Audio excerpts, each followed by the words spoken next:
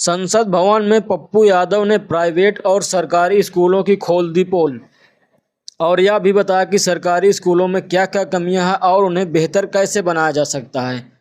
उन्होंने शिक्षा मंत्री से अनुरोध किया कि जो भी फॉर्म भराए जाए उनके पेपर समय पर हों और रिजल्ट समय पर आए ताकि बच्चों की ज्वाइनिंग समय पर हो सके।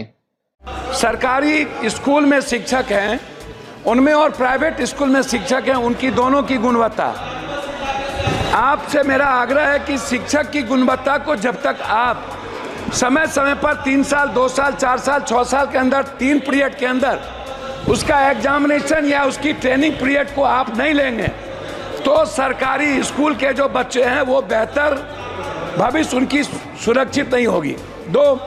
तीसरी चीज, जितना सरकारी स्कूल में और कॉलेजेस में बच्चे हैं 400 800 600 700 क्लास इतने कम हैं, 8 क्लास है, 9 रूम है, 8 रूम है, 7 रूम है और स्थिति यह है स्कूल और कॉलेज में कि 20% बच्ची के लिए मात्र शौचालय बना हुआ है। पानी कहीं भी सरकारी स्कूल में सदस्य आप 6 बार मेंबर पार्लियामेंट हो ना? जी 6 टाइम है ना। अब स्कूल का क्लासरूम तो उसका राज्य देखेगा, केंद्र देखेगा। नहीं, मैं वो नहीं कह रहा हूँ, मैं केंद्र पर आरोप नहीं लगा रहा हूँ अध्यक्ष महोदय, नहीं लगा रहा हूँ। मैं क्या कह रहा हूँ, मेरा वो है, मेरा कहना यह है कि जो बिहार या देश की जो सरकारी स्थिति है, आप सबसे ज्यादा बिहार कोटा में बिहार जाते हैं पढ़ने के लिए, आपको पता है अध्यक्ष महोदय, और कोटा में अगले साल लगभग 600 से 700 बच्चे किस तरह डिप्रेस के चलते आत्महत्या किए हैं, आपसे कोई चीज छुपी नहीं है। और आप वहां गार्जियन बन के, हमने कई बार सारे संस्थाओं के चेयरमैन से मैंने बातचीत की है, डिप्रेस में चले जाते हैं।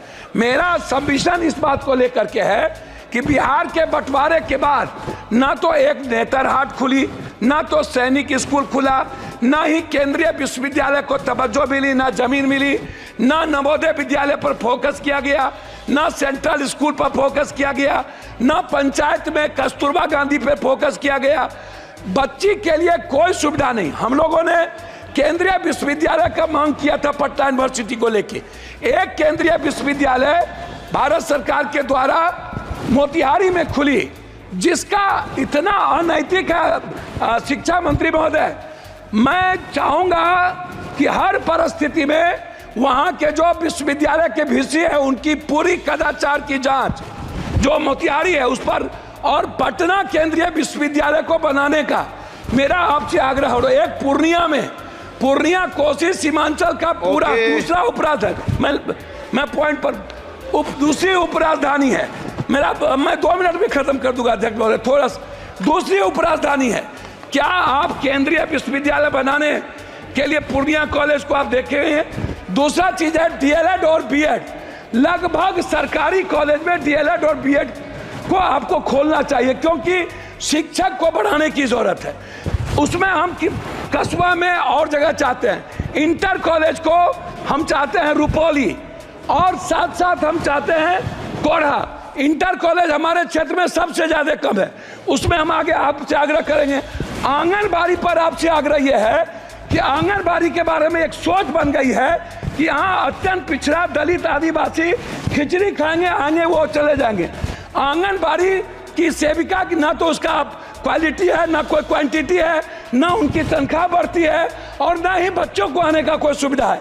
मेरा आग्रह इतना है आपसे कि जो बच्चे जाएं, जो कॉलेज इसके बच्चे हैं लगभग कोचिंग के लिए बाहर जाते हैं, क्लास से बच्चे चले जाते हैं, स्कूल के बच्चे खिचड़ी खाने के बाद 80% चले जाते हैं, वो नहीं पढ़ते हैं।